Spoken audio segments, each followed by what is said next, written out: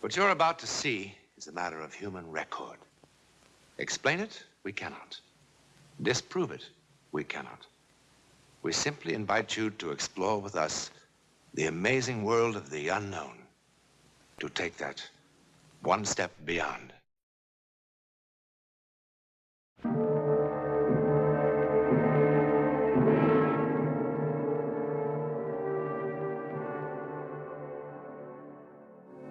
What you're about to see has haunted the minds of men for 40 years. A miracle or a soldier's fable? You decide. At 22:30 hours on the night of November the 14th, 1915, something happened in the war-darkened skies over Europe. It was seen by a British mortar unit here in Flanders. It was reported by a Russian sentry on the East Prussian front. It interrupted the maneuvers of an Italian infantry company here. It was observed by an Allied reconnaissance plane over the English Channel. Thousands of soldiers from all the nations of Europe ultimately were involved. But in the beginning, there were only 4.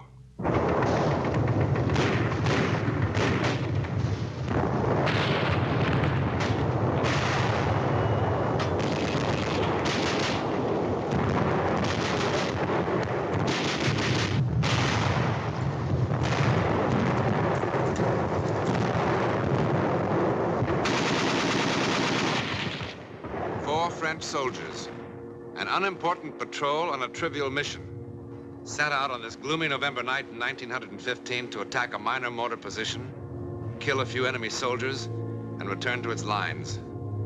Indeed, a modest beginning for what is now just seconds away.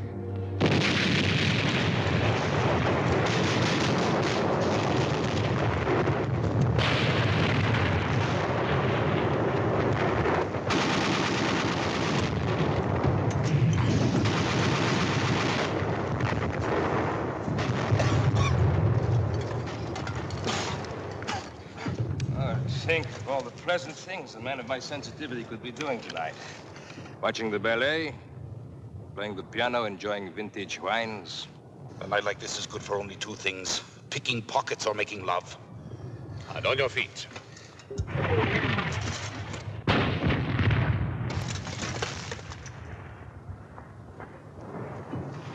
On your stomach, on your feet, on your stomach, on your feet. Oh, what an unpleasant war. Those flares, do they mean they've seen us?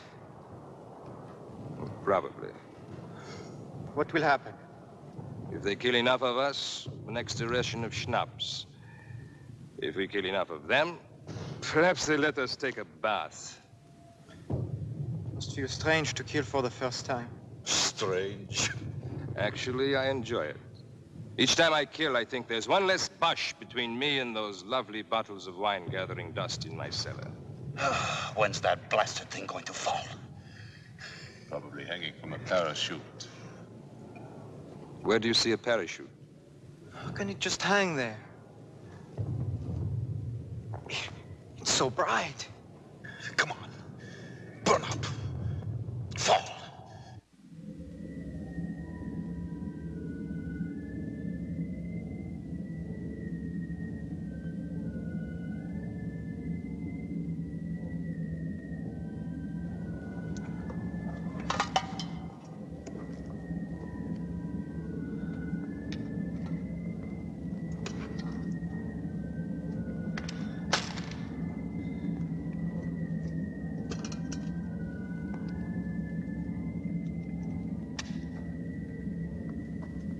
Get down, you fool.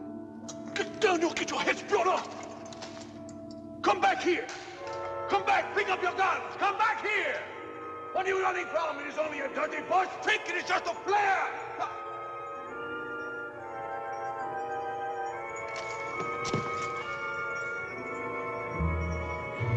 Oh, my God. My God.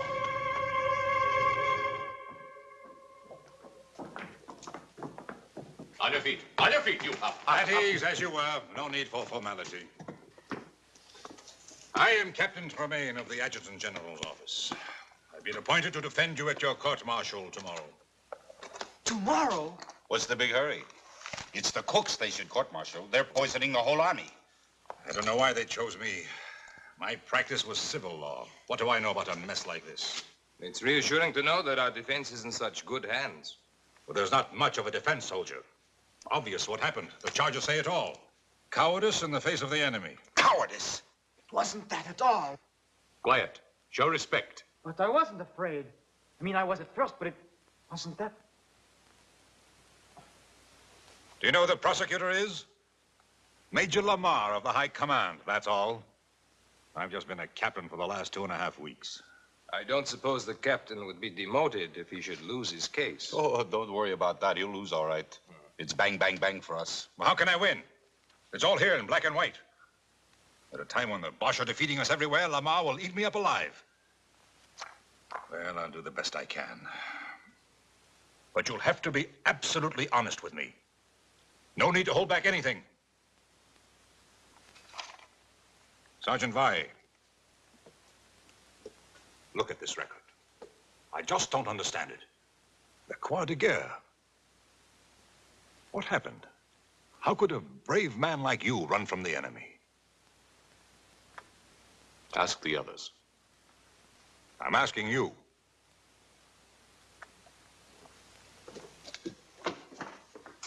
Look, they're going to make an example of you men. That's why they're doing it so fast. Don't you understand that? Sir, ask the others. I really don't want to ask any of you. I don't like to defend cowards. Why do you call us cowards? What did you want us to do? At first, I was blinded by the light. I couldn't see anything.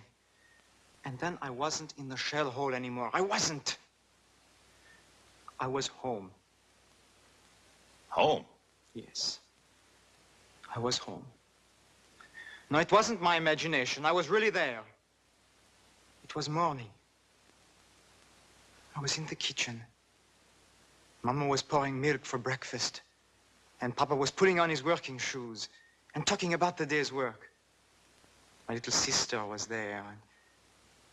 And through the window, I could see the sun, the way it hit the fields. A flock of birds.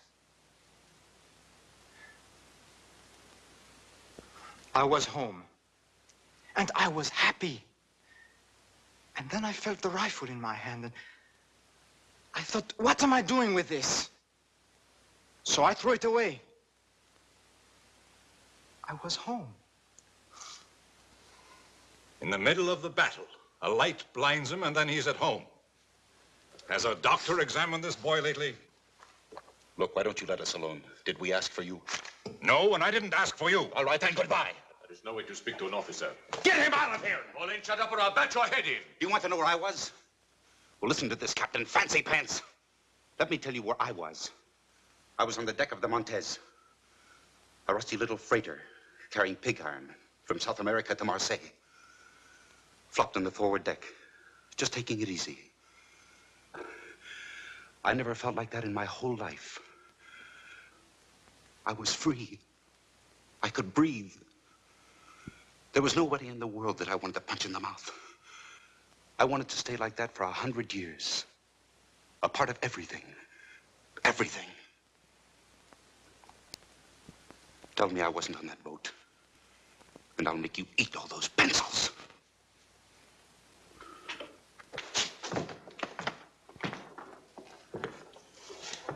I'm sorry, sir, but what can you expect in today's army? When that flare burst, I really didn't see a thing.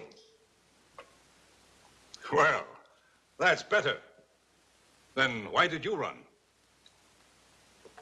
Somehow the air had changed. It had become soft and warm like summer's night.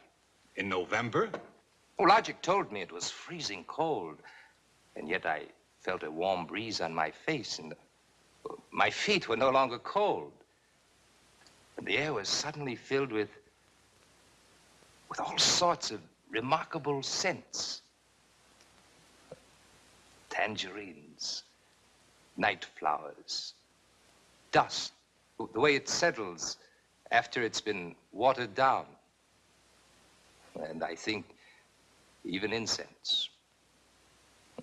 The kind my aunt used to burn under her favorite saints in church. Feast of odors after the stink of war. I felt an exaltation, a love of life. And the gun in my hand suddenly, well, it suddenly felt obscene.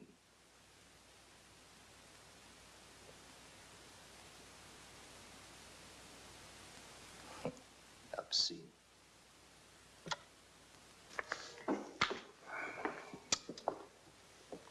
Sergeant, sometimes on a patrol, it's no secret, the men take along a little brandy in their canteens to keep warm. Ha! Now we were all drunk. Well, you're all talking like drunks. Nobody had a drop. What did you see, Sergeant? I'm going to look like the world's biggest fool. I was in the kitchen. Mama was pouring milk. I was on a freighter, carrying pig iron. Like incense my aunt used to burn under her favorite saint. They'll laugh me right out of the courtroom.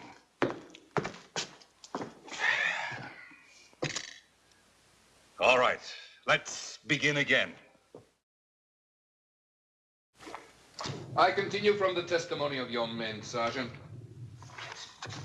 Let me see. Ah, yes. It wasn't what I saw or smelled, but what I heard. The light could have come from many things, but not the singing.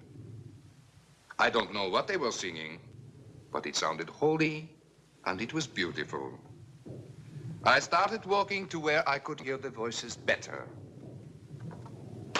Now, all this would be hilarious as a music hall sketch. But within the sound of enemy guns, I find the humor rather hollow. And I am more than a little surprised that the defense counsel would insult the intelligence of this court by introducing such trash as evidence. It's what the men told me. And what does the sergeant say? What did the sergeant see, hear, or smell? I heard the Bosch cannon and machine gun. I smelled, well, there was a dead body in the shell hole. I saw a flare that lasted a long time. Have you seen no other flares that lasted a long time? Not like this one. Maybe it was a new Bosch invention. It stayed there for I don't know how long. It was cloudy, and the flare cast shadows against the clouds.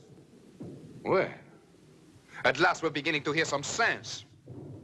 You and your men were frightened by shadows and you ran. Is it correct? Yes, I suppose so, sir.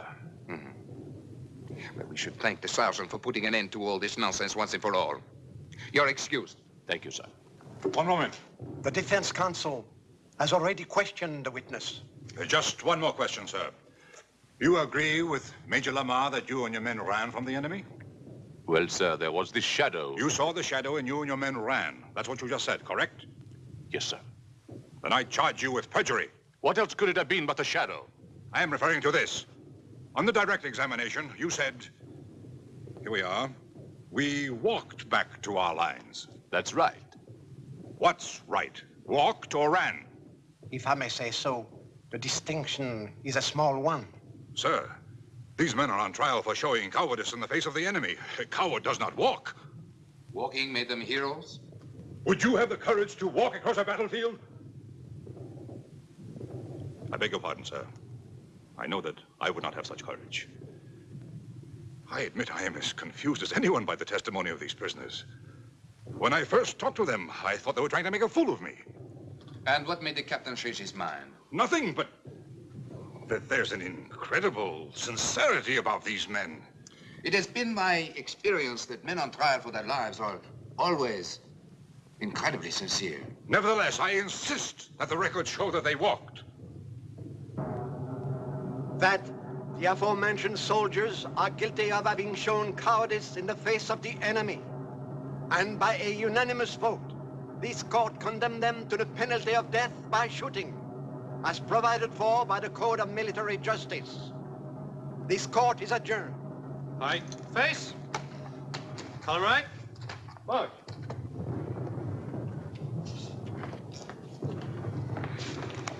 Cheer up, Captain. We did a good job. Better than they deserved. Are you sure that's all it was, sir? All what was? I mean what the sergeant said, that the shadow was caused by a flare. Of course. The rest is rubbish. Be sensible. What else could it have been?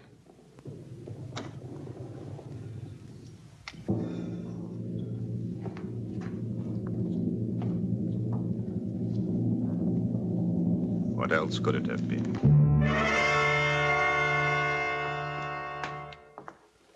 Good morning. Is it? It's difficult for us to tell down here. I'm going to see the commanding general and try to get a stay of execution. You don't sound hopeful. I'll do my best. I think you will. And that's most curious. Why? I'm a lawyer, that's why. When you first came down here, you wanted to spit in our eye. But in the courtroom, and now. Don't tell me you actually believe our outrageous stories. I don't know what I believe. Anyhow, while I'm in town, I could mail your letters if you wish. When do they get rid of us? It's scheduled for 1400 hours. No letters, Sergeant? After 18 years in the Army, I've nobody to write to, sir. Sergeant, is that all it was? Just a shadow? If I told them I saw Noah's Ark passing by, would that have saved us? No, I suppose not. Oh, Captain, you could do me a favor. When you go into town, you could get me a bottle of good cognac. Something really first-rate, I mean.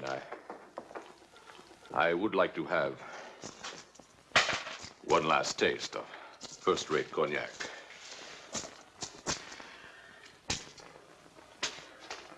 Of course. It wasn't the shadow. And I don't imagine things. I'm as hard-headed as an ox. What I saw, I saw. When I looked up, the flare was still burning bright. And there, as big as the sky itself, was the face of the first man I ever killed. He was an Algerian, maybe even younger than me. And if I didn't cut his throat, he was going to cut mine. Then he was dead. His eyes were staring up at me. That's what I saw. That Algerian kid. And you know how he looked? As if he was saying, "It's all right, my friend. It wasn't your fault." That didn't make me feel any better about it. For there I was again with a gun in my hand and a belt of grenades around my neck. And if it wasn't my fault that Algerian kid was dead, well, then whose fault was it? You think I would say something like that in court and let them laugh at me, too?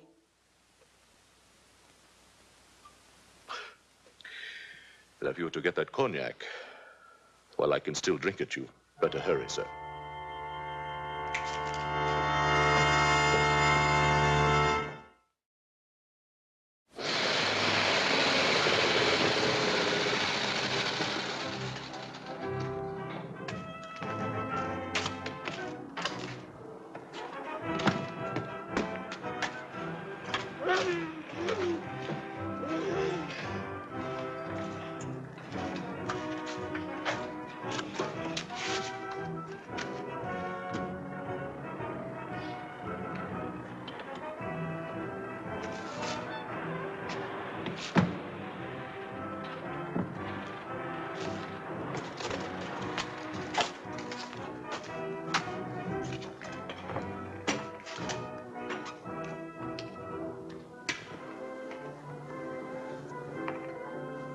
Could the captain spare a cigarette?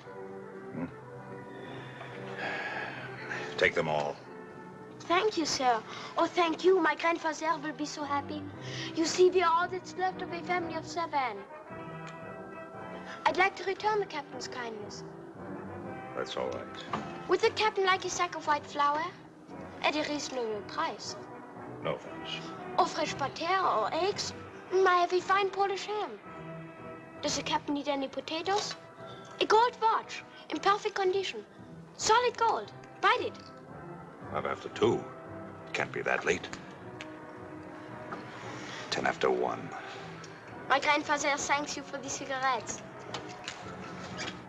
Can you get me some cognac? But of course. It's got to be first class. First class cognac is expensive. Doesn't matter.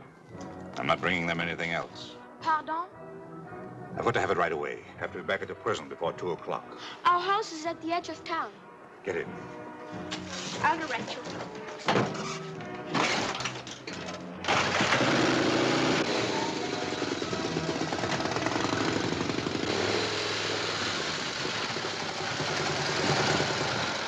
The Bosch are just a few kilometers behind those woods. So pretty soon you'll be able to sell them potatoes and ham and butter. I am learning a few German words. It's a difficult language. I'm sure. The cognac is in the cellar. I'll get it.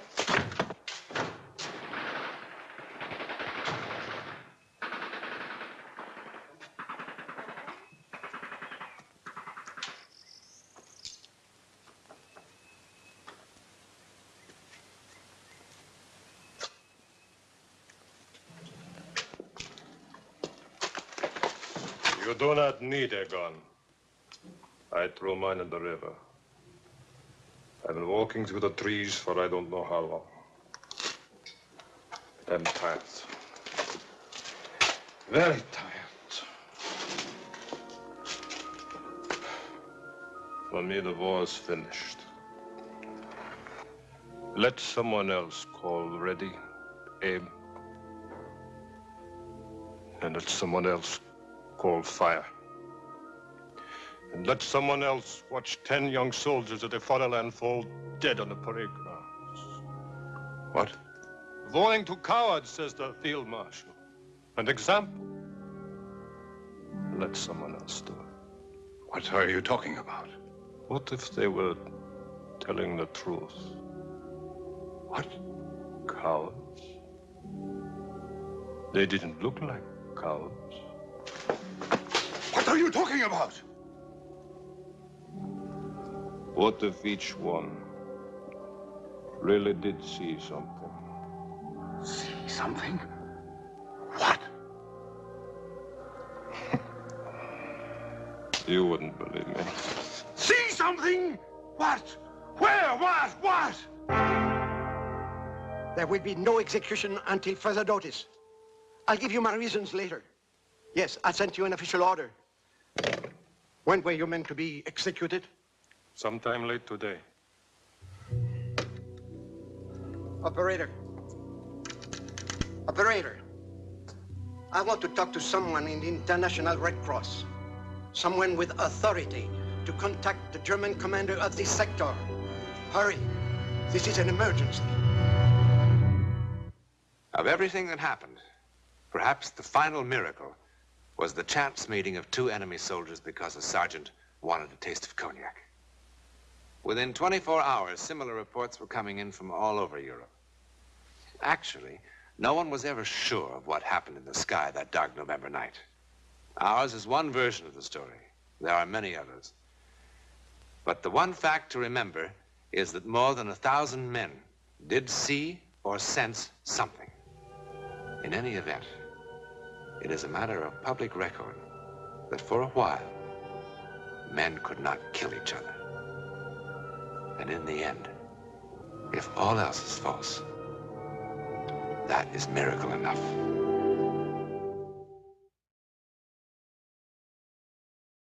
Next week, one of the most stunning psychic events on record. It began with a garish succession of surprises that shocked all England. It ended with an important change in the very laws by which we live.